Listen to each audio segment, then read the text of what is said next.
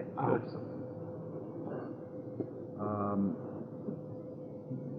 Tell me your impressions of Horowitz in your life. As you go on, I'll perhaps interrupt and dig out something else that may. Well, it's if I may start a little bit sort of back a few years. When I was, and I know this is about Horowitz, but somehow to tie in with how I met Horowitz, because I did meet him, and the influence directly and indirectly that he had in my life. When we arrived from Cuba, I was born in Cuba, and we arrived here in the States when I was 13 years old. And I had started with a teacher, a very fine teacher in Havana, but quite frankly, I didn't know, I had never heard the name Horowitz. I had heard Rubinstein, I had heard Sirkin, I had heard Van Cliburn, because it was in 1958, I was born in 48, so I was 10 years old when all of the hoopla over the competition took place. But the name Horowitz had not, for some reason, I was not aware of it.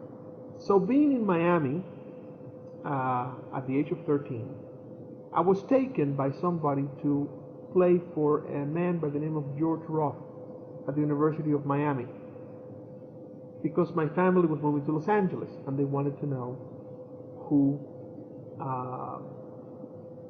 I should, who I should study with. I didn't know anybody. I mean, we arrived in this country without knowing anybody. And my family, my mother played the piano, but they did not come from a musical, really, truly musical family that would be up on what and where. I mean, everybody knew Juilliard and they knew Curtis, but they did not want to come up north because of the cold. They wanted to go someplace where it was warm. So this man, George Roth, had studied in Chicago many years before with a teacher by the name of Sergei Tarnowsky. Now, Tarnowsky had been a teacher of Horowitz from the age of around 11 or 12 until 16, 17, sometime in that period. And I played for George Roth, and to make a long story short, he was very impressed, and he told me, look, Tarnowsky lives in Los Angeles, he's semi-retired, he married a much younger student, and he used to be at DePaul University in Chicago, now he's in Los Angeles, I think you should play for him, I will write to him, so when you arrive, I think that, you should make a point of calling him and playing for him. Now, when they were talking, he was a teacher of Horowitz, and I had no idea. I mean, that was my naivete. I had no idea who Horowitz was. When we arrived in Los Angeles, I promptly got some records to see how good this pupil of him was. I thought, I was very impressed. And it sounds very not truthful, but it was absolutely truthful. I had never heard the name until I was around, like I said, 13 and a half.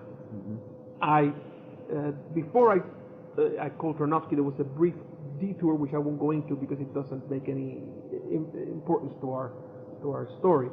But I played for Tarnowsky.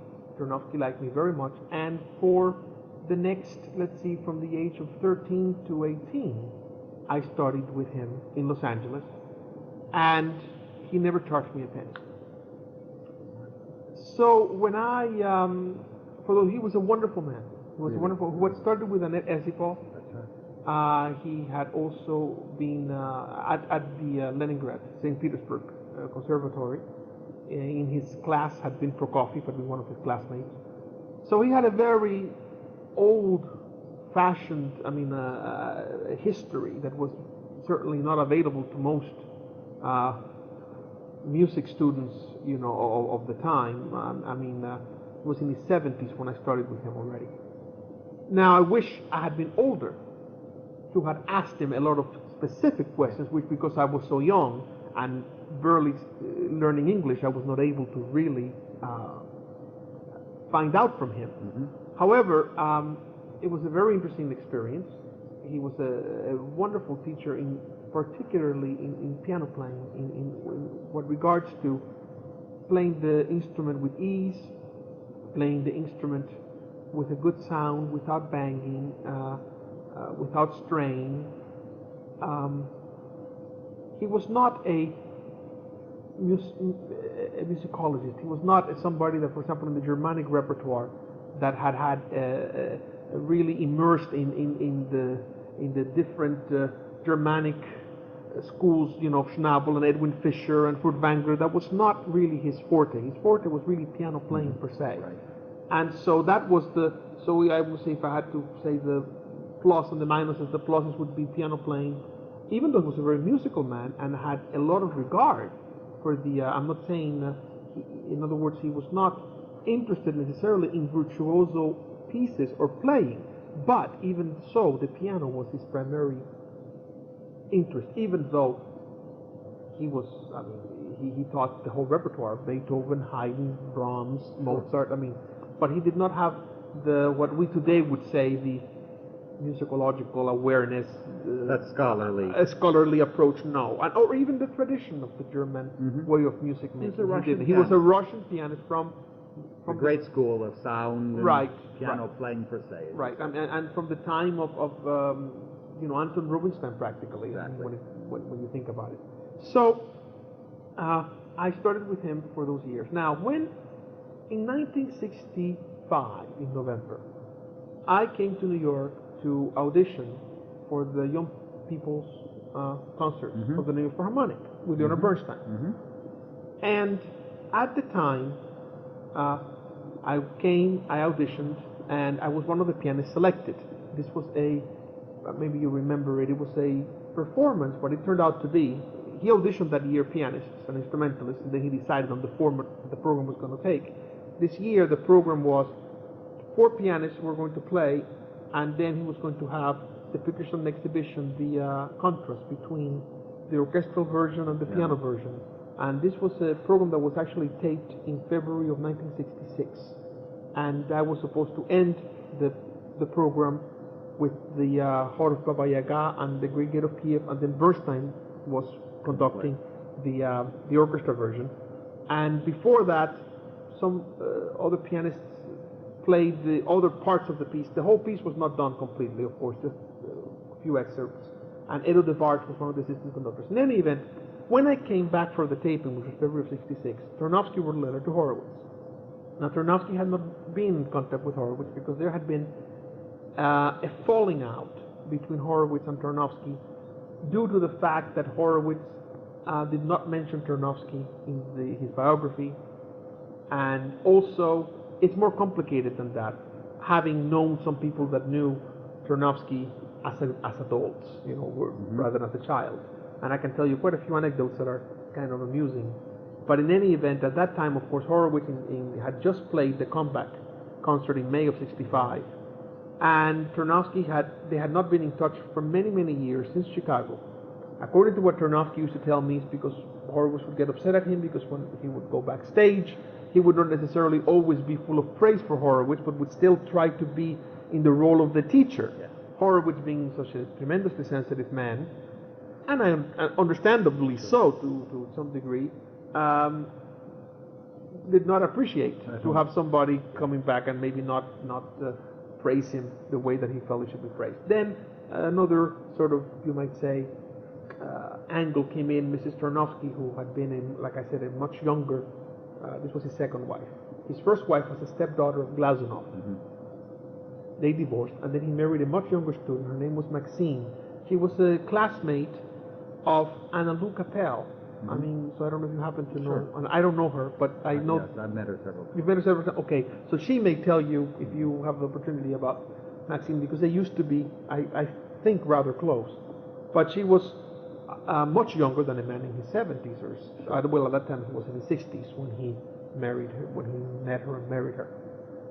They came to Los Angeles, and she was a very difficult, temperamental woman. They had no children, and somehow Horowitz became an obsession with her of trying to get them back, not only get them back together, but somehow angry that Horowitz was not giving him credit, enough credit. Now, she would write books. For example, when Schoenberg's The Great Pianist came out, she wrote a big letter, nasty letter, because I even saw it.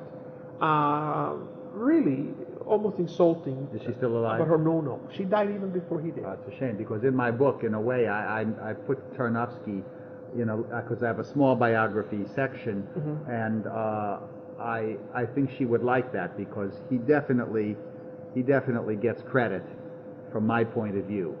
I'll show you something if you may. Sure. Just for a minute, because I thought, and you can keep this. I made this copy for you because I don't know, you may already have it. But I thought you might be, because it was something that was given to me some years ago. And I thought that.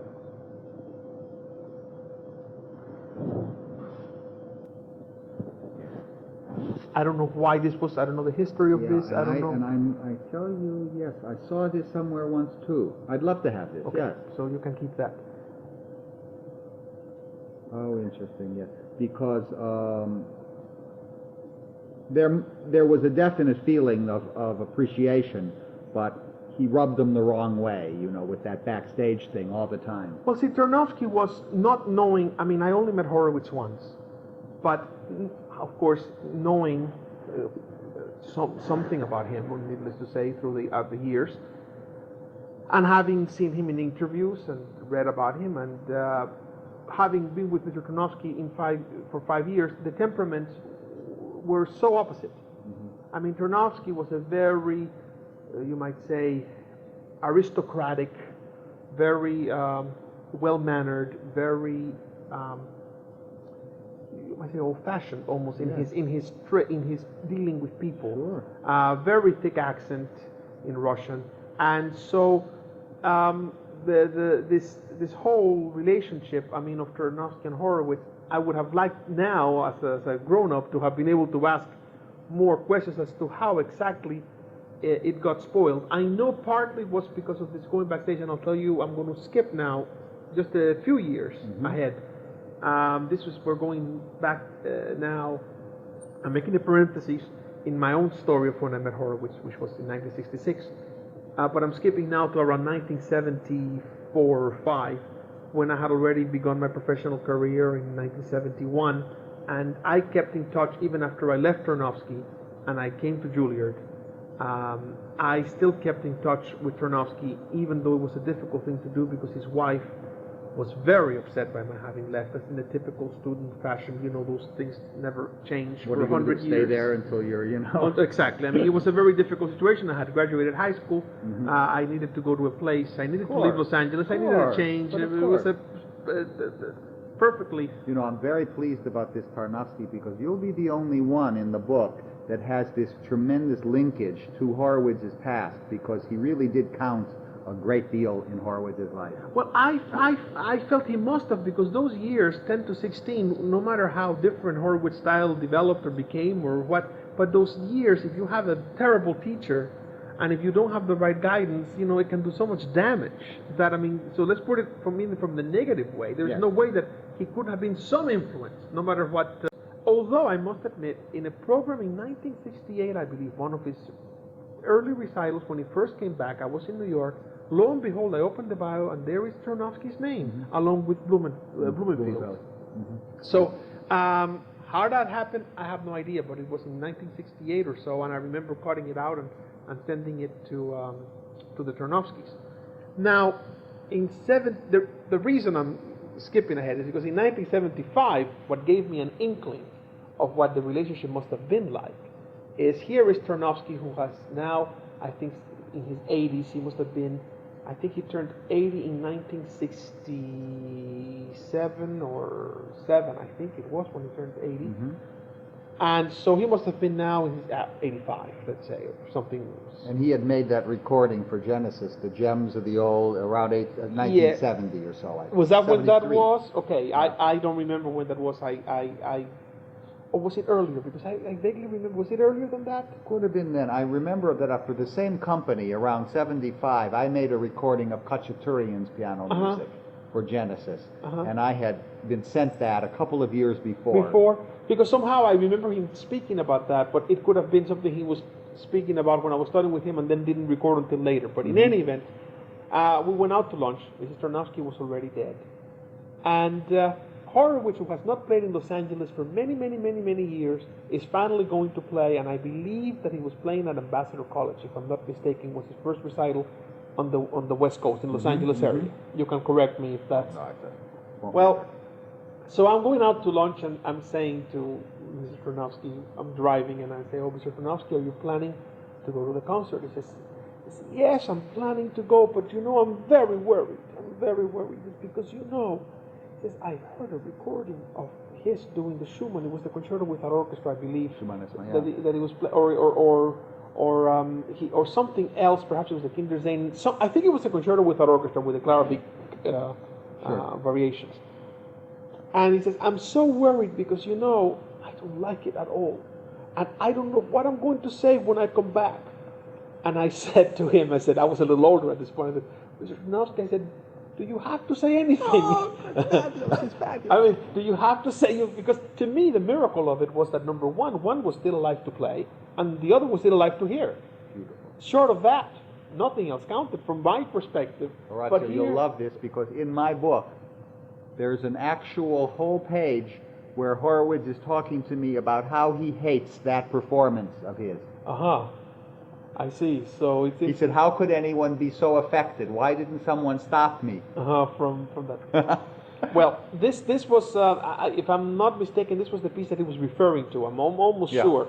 But he was very... that was like 71, that kind of... Or 70, I thought it was later than that. I thought it was like 73 or 74. Yes, I think so. Because I don't think he played in Los Angeles until around that time. That's right. And I know it was Ambassador College, and some friends, former people of Tarnowsky, were taking him to see, and they did take him. And then I found out there was a follow-up story. You may pursue it with Orrin Howard. Orrin Howard is the program annotator of the Los Angeles Philharmonic.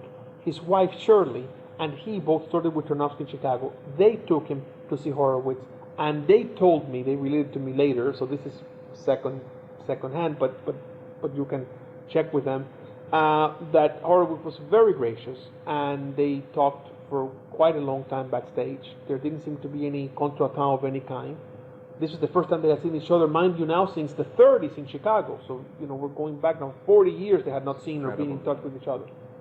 So, great story. They came back, and Horowitz told a friend of theirs, where he was staying at a hotel, owned, I forget the hotel now, but they can tell you details. See, I hate to tell a story without giving exact names, but they can tell you the details. But Horowitz said, you know, I think I'm going to go play for him, you know, tomorrow or the next day, and, you know, I'll drop in a note, a wrong note or two, just to make him feel good, for him to correct me. Now, that would seem somehow completely, to a normal person, that would seem completely implausible and exaggerated. But having seen Horowitz in interviews and stories, and my own one-time meeting with him, I can see him very well having said his mind worked in such a way that he could have said something as completely, he did not do it, he did not go and play. However, the point of the story is only that they met after many years, the feeling was good, so at the end of Tarnowsky's life, he had a very nice time with his once student, Horowitz. Everybody said he treated him very well, they spoke in Russian. Tarnowsky died shortly after that, and that's the end of that story. However, as far as me, in 1966, when I was asked to come back for the taping, Mr. Tarnowsky wrote a letter to Horowitz. It's the first time he had ever done this in many years, and said, I have a student of mine, he says, who I believe very strongly or whatever, and who, his admiration of you reminds me of yours for Rachmaninoff. He said, and so I was staying at the YMCA right by 63rd Street. I came all by myself for the taping.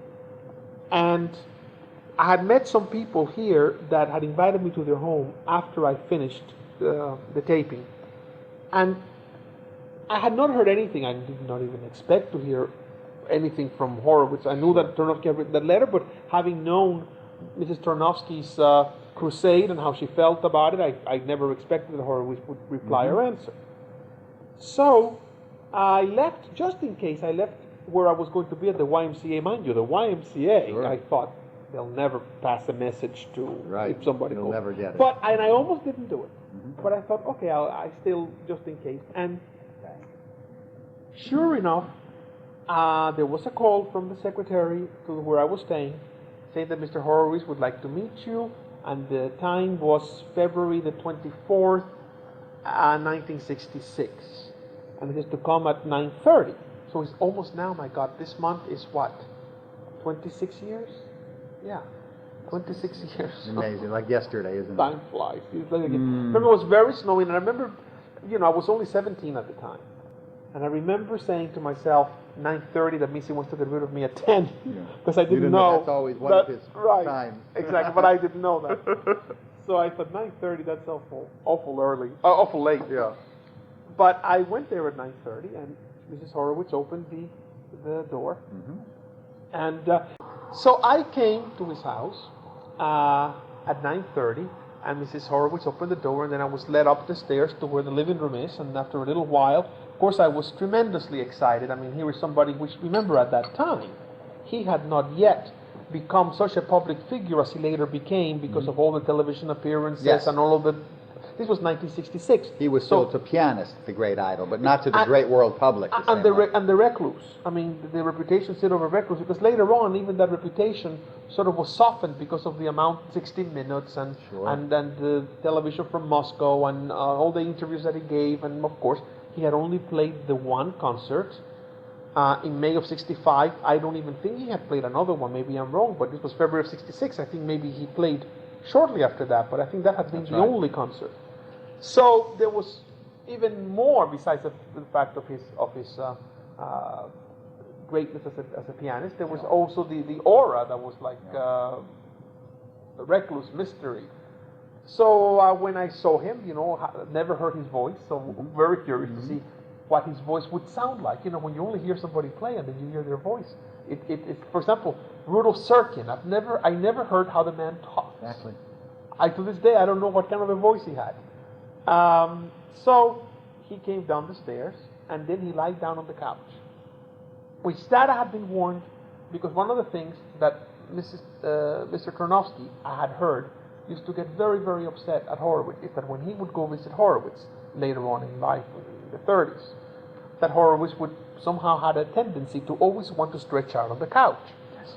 So when he did this, I kind of smiled to myself, because I thought I had heard that he did this, but yet it's the kind of thing that you say, well, is this really so? I mean, is this just, how can I say it, gossip room or people talking, or is this really true? And he did. The first time I ever saw him, he lied down on the couch. They were both very, very nice. He asked me a lot of questions, and of course I knew at this point in my life, I knew quite a bit about him. I didn't when I first went to Tarnowsky, but by 66 I certainly knew a lot and had read whatever was available and heard most of his recordings. And so he was very, of course, taken with my admiration for him, and he was very much taken by the fact that I knew certain things, like, for example, he had done the Barber Sonata, the first performance in Havana. So, just after you were born, a couple of years. Yeah, I was born in 48, so when was that? 50? He did it in 50. 50, was that it? Yeah. So, anyway, so then he asked me, he says, well, I told him what I was here for. Then he asked me to play. And so, imagine, I really did not want to play. I mean, I had no wish to play whatsoever, but I know that I would have to play. So I played, and I remember I played for him the Mendelssohn Variation Series, and I played for him the Schumann Concerto, the first movement, because I did not want to go anywhere near the figures of exhibition, and which was what I really was playing for that program. But so I didn't want to play that. So I played for him, and the Mendelssohn, he told me, it was very funny because he was very complimentary, and he says, you're very talented, very talented. He says, and then he gave me a pointer in one of the variations to bring out for coloristic, to make a long story short, it's for coloristic purposes. He wanted me to bring out the fifth finger more, so that you would have another extra voice in the filigree that I was playing. I'll tell you exactly which one it is. The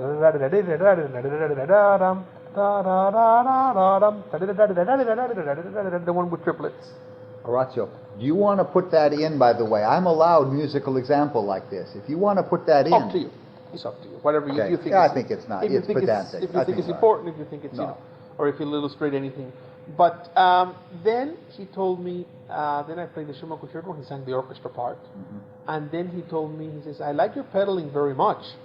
And then that was finished, and then I sat down, and then he said to me, very talented, he says, very talented. And then I said, because after all, we all have egos, then I said, oh, very talented. I says, oh, what does that, like I was dismissing the very talented, because I, of course, felt I didn't play well either. And Sure. And Were then you nervous? Mrs. Horowitz, it wasn't that I was nervous. I was like in another, I mean, this was I was 17. Yeah. Second time really to New York. Mm-hmm. Here I am with Bert in the New York Philharmonic Young People's Concerts, and the next thing I'm meeting Horowitz, coming from Havana, Cuba. I mean, it was not nerves anymore. It was some reality. There was a whole feeling of unreality about those whole few days. Wonderful, good. So, I mean, the city in itself, I mean, everything, snow, never seen snow before. Oh, it's wonderful. I mean, it's wonderful. It was the whole thing. So when I said to him, oh, well, talented, like saying, like, that's very nice, but like, I don't believe it. His wife, who had been very quiet and sort of very watching every word that was being said, That's her. said, if Mr. Horowitz says very talented, he says he means very talented. Which I was glad she said that, because that kind of gave me a reassurance that Very it was not just marvelous. It wasn't just That's so much her. a random comment. And then they asked me what I wanted to eat, and so and of course I didn't want anything, and but they insisted, and so I said, fine, I'll have a piece of cake, and she brought out a huge piece of cake with Coca-Cola, and as we were eating, he was asking me questions, and then he was saying, oh, the Cubans have such a sense of humor, and then he says, this, because he asked me, now, this was the interesting part, he asked me, for example, which recording of the Rachmaninoff Third I preferred. Of his. Of his. I said to him, well, personally, I said I prefer the Reiner. And he says, oh, I think so too. I think I like it better. Now, I was struck, but here he's asking a 17-year-old, absolutely green in every sense. I mean, from sophistication to musicality to in every sense. And yet I found that already, as young as I found that was odd. A man of his stature to want to be reassured by a 17-year-old. Yes. And then he said to me, do people like me as much as you do in Los Angeles? Because, of course, I was saying, like how people would go crazy if they, if I was asking if he was planning to come to Los Angeles. And then he says, do people like me as much as you do in Los Angeles? Again, another odd question of reassurance, a great legendary name to ask such what seemed to me absolutely silly, to say the least. But later on, knowing what individual psychologists can be like, of course, it only shows his tremendous need for reassurance and for tremendous need to be praised and tremendous vulnerability Total and insecurity. But at that time, of course, that would not dawn on me. And then he said to me, he asked me about Tarnowsky. He did. I wanted He asked about Tarnowsky, yes. and I started to speak to him about Tarnowsky, and telling him, he's fine. And of course, at that time, I thought Tarnowsky was next to a mummy of the Egyptians as far as age, because when you are 17 and he's 75, now I think to myself, he wasn't that old, But at that time, so I said, he walks very well, and he's very straight, and his mind is very alert. And then he was going, I'm glad to hear that, I'm glad to hear that. And then in that sort of inimitable style of Horowitz, which later on I think we were able to see in those television interviews, how he has like a brief cloud passes through his eyes, like an unpleasant little thought. It's almost like something maybe comes up in his stomach and sort of reflects in the face. It's like little shift of mood. He said, of course, I don't need Tarnowsky now. Now, that comment ended up in Glenn Plaskin's book, and I'll tell you how it ended up. I looked it up and I said, how did Glenn Plaskin get that comment? Because that was told to me. And I looked it up, and actually, it was correct, because I mentioned that to Orrin Howard, the gentleman that I was speaking to you that started with Tarnowsky, who was the program annotator of the Yellow Philharmonic. And that in the little says, interview Orrin Howard. So in the book it appears as he told a friend, I don't need Tarnowsky anymore. And actually, it's not a friend he told me. And it's just a little, I'm just telling you this as a little detail, because I found myself very surprised when I read that. I said, gee, that is true, but who did he tell that to? And the only person that I thought in the context that he had told that in a social evening, as he's describing, was me.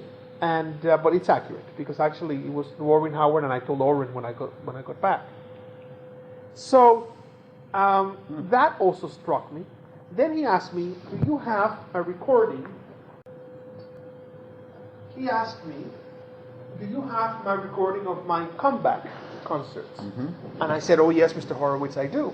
Because, this is another part of that evening. I had brought to him, in my great enthusiasm and naivete at the same time, the Schoenberg book of the great pianists, because I wanted him to sign it. At that time, I didn't realize that you don't bring to Horowitz a book filled with other pianists that are meant to be even greater than Horowitz, Liszt and Chopin and Busoni and Rachmaninoff. Marvelous, yes. So I thought this was, But he says, oh no, I do not want to sign that book. He says, because I have just played on Schoenberg, things are much greater now. So I do not want to sign that book. Again, that, at the time, I didn't understand those comments, but I was taken aback by everything that he said. Not because it was necessarily insightful, or because it was necessary, and I'm not saying this with any disrespect, this has nothing to do with his playing, but I felt there was a childlike quality, a naivete that was totally surprising from what I had as a 17-year-old imagined Horowitz to be, and something that even Mr. Tarnowsky had not really prepared before, because maybe they thought I was too young to understand it or whatever, but it was something that struck me very strongly. And I had not necessarily been around great artists enough at the time, but it was just something that was rather odd. So when he told me that Schoenberg thinks he's much greater now, that he didn't want to send the book, he says, do you have my comeback recital? And I said, yes, Mr. Horowitz, I do. He says, do you have my playing Scarlatti? And I said, no, I don't. So he went and he took it, and then he gave me this, and this is the date of that evening. Well, after that evening, after that day, then one of the other things I asked him, and now this may be something that you may have to use your own discretion on this subject, but it's pretty soon it's going to be public record anyway, but nevertheless at this point maybe it isn't. Public record is not the right word, but I had met Adele Marcus, and I had been debating who to study with. I knew I didn't want to study with Rosina Levine, who at the time was the teacher that everybody spoke about, having taught John Browning and Van Cliburn, because I knew that having been with an older person, and Rosina Levine being, I believe, even older than Tarnowsky, I knew what that was, and I knew I needed somebody young and energetic. I had met Adele Marcus that same trip through these people that I stayed with, because they happened to be, the name, maybe you know them, Charfmans, does that name? Van Cliburn used to go... No, I don't know, but I know of him. Okay, he for a while, he was Van Cliburn's business manager. And the way I met them is another very sort of, a story that does not really make any importance to your story. But anyways, they lived in Adele Marcus's building at the time on West End Avenue before she lived. And so I had met her and played for her, and she had been very taken with my playing and had suggested that I come to Aspen first and then prepare to go to Juilliard, go study with her for a few weeks and then go to Juilliard for the entrance. But it was so difficult for me to leave Tarnowsky because he had not charged me a penny for all the years that I had as a lesson. He had really been, this was, so I felt like an ingrate. However, and you didn't come from a family of wealth, right? No, not at all. My father was a land surveyor in Havana. My mother was a teacher. We were middle class, professionals, I should say. And then, and at that time in Los Angeles, the idea of paying for lessons would have been impossible. There was just no money. As a matter of fact, I tell you now, this aside, I have never owned a piano. Now, I'm not saying this as there's no kind of sentimentality. It's a fact. I tell you why. Because this piano that you see in my living room, it's really my wife's piano. Because when we left Cuba, I used to have an upright that belonged to my mother and her family. Then, in Miami, I practiced at Flagler Street Baptist Church. And in Los Angeles, the Baldwin Piano Company loaned me a piano. I don't know if you remember in those days they used to do that. They loaned me a piano to people, because Tarnowsky used to play Baldwin. Yes. And he spoke to the man in charge of the store. So I played Baldwin all the time that I was in LA, loaned by them, and they serviced it for free. Then the same thing when I came to New York. Jack Roman, you must have known Oh, Jack. love him. Wasn't Loved he him. great? What a horrible Wasn't he thing great? that he had to. Wasn't that awful? What a He was one of the nicest people, one of the gentleman of gentlemen. Oh, one of the greatest human beings that I have ever met. He really was, and charm, true charm. and a man that really had an enthusiasm for life that was unique. And we miss him. My wife and I miss him dearly. I mean, What a fine man. So Jack, when I was here, provided me with a Baldwin piano, and then of course Juilliard, I got a full scholarship when I came in. So then I started my career. I got married to my wife. She had this Steinway piano. So to this day, I've never really bought my own piano. That's right. Anyways, so the reason I mentioned this is because there was a point. I'm sorry, I just lost the point. Okay, now goes back to the piano. The piano, Tarnowsky, the Horowitz. Okay, I remember now. When I asked him about Adele Marcos, what I should do with her. I should start with Adele Marcos or go back to Tarnowsky. You know, as an opinion, I wanted to know. Sure. Well, he started to speak against Adele Marcos, saying, no, not Adele Marcos, no. And then his wife and friends said, attention Valodia, which I thought, I know French. And so it's like, he evidently, I didn't know this at the time, about in quotes, I was going to say bad blood, maybe there's another nicer way to put it, that had existed because of Baron Janis having gone to Horowitz when Adele Marcos was a young, upcoming teacher. But the point was that he very definitely told me not to study with her and to go back to Tarnowsky. And I'm relating to you the evening as well as I remember it. It's a lot. It's a great deal for a 17-year-old to remember. Because it was, amazing. It was something unique for me. Big thing. And so I went back and I stayed a year. And then the reason I'm going into this story is because it still relates to Horowitz. I stayed a year. I went to USC for a year. I majored in harpsichord. You stayed a year with Tarnowsky. With Tarnowsky. You went back to California. I went to California because I was here just for the taping of the new Philharmonic, and then I was graduating high school that spring. One question: did you feel that Horowitz felt a special tie with you because you and him were students? This was a rarity because there were not that many. Can't tell. That he was. I really can't tell if it was because of it. It had to. One thing for sure, he saw me only because of that tie. He did not know me from Adam. But you felt no sentiments in that sense. No, I got the feeling that he liked me as a person. I got that feeling. I did get, whether it was necessarily, but I think that Tarnowsky is what made it possible. Otherwise, it would have been. Because in '66, he wasn't yet seeing any pianists from the young pianists. That would come later, a little later. And this is what my story, and that I want to tell you, because what happened was I stayed a year in California, and I went to USC, where I was not able to major, of course, in piano, because in order to major in piano, you have to study with a teacher in the faculty of the school you're in, right? So Tarnowsky was not in the faculty of any of the universities there. He was a private teacher. He was not with UCLA or USC. He didn't want to be? He didn't want to be. He didn't want to be. He came out there in, like I said, semi-retired, or he was very much outside of the establishment of the music world. So he, so I majored in harpsichord with Alice Ehlers. It's for that year, but then I saw that it was impossible. It was too much work, too many units, and this was not going to work. So the following year, after being at USC for one whole year, from September of '66 through the spring of '67, in '67 I went to Aspen. I wrote. Let me see. Wait, I want to. This should be. I should stop it. Don't you? Yeah. Think?